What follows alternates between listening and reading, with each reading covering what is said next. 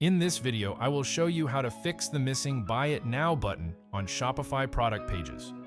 If your product pages are missing the Buy It Now button, it is very likely that this feature is disabled in your theme settings.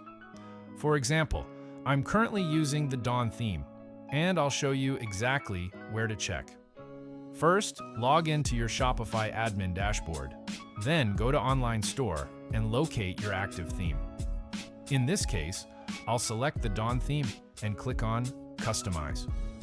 Once the theme editor loads, at the top where it says Homepage, switch to Products, and then select Default Product.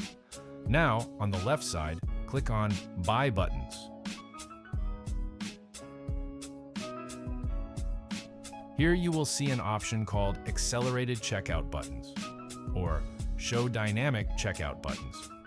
Make sure this option is enabled. Once you enable it, click Save and wait a few moments for the changes to update.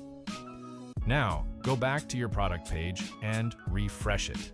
If it was disabled before, the Buy It Now button should now appear as expected.